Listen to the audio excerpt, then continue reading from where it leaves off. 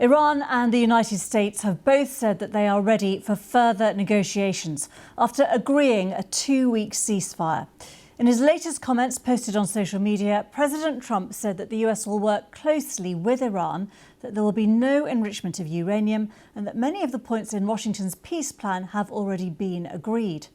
In a separate post, the president said that any countries supplying weapons to Iran will be tariffed on goods sold to the US at a rate of 50% effective immediately.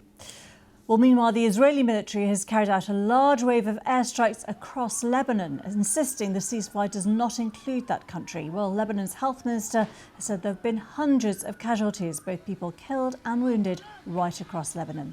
We'll have the latest from Beirut shortly. But let's hear first from the US Defence Secretary Pete Hegseth, who said it was a big day for world peace. President Trump forged this moment. Iran begged for this ceasefire, and we all know it. As the President truth this morning, a big day for world peace. Iran wants it to happen. They've had enough. Operation Epic Fury was a historic and overwhelming victory on the battlefield. A capital V military victory. By any measure, Epic Fury decimated Iran's military and rendered it combat ineffective for years to come. You see, in less than 40 days, one of our combatant commands, Central Command, CENTCOM, using less than 10% of America's total combat power, dismantled one of the world's largest militaries. The world's leading state sponsor of terrorism proved utterly incapable of defending itself, its people, or its territory.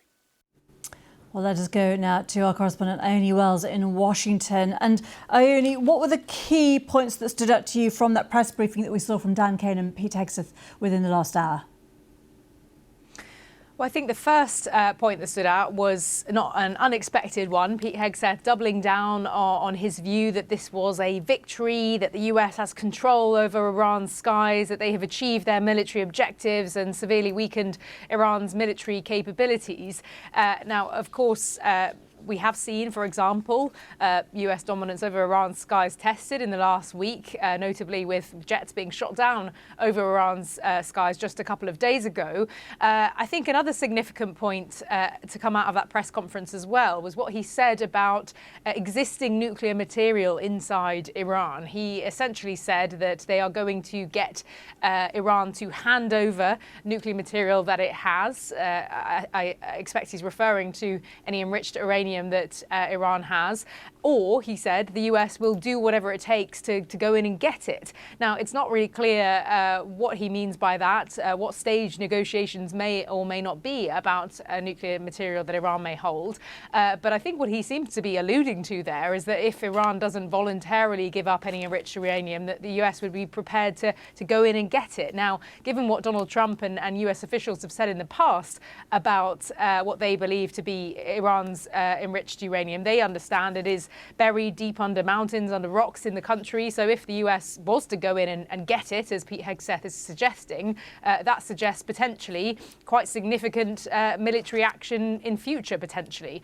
Again, a bit unclear, though, what that may involve. I think the third interesting thing as well that stood out to me was when he was asked about this phrase that he and Donald Trump keep saying, which is regime change. He says that regime change has been achieved, and that was an objective of this war. I think when you speak to Iranians, it is pretty clear they don't believe that regime change has been achieved.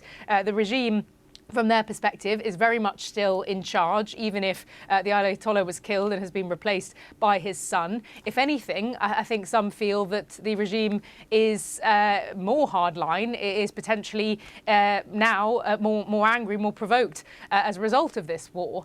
Now, from the US's perspective, Pete Hegseth says that he believes it has changed because they are seeing the US differently. They are aware of what the US military can do, and that they are, he suggested they are more open to talking with the US. But I think we are hearing this phrase a lot, and I think it is because the US wants that to be seen to be the case. But I think you would hear a very different story speaking to many Iranians about this.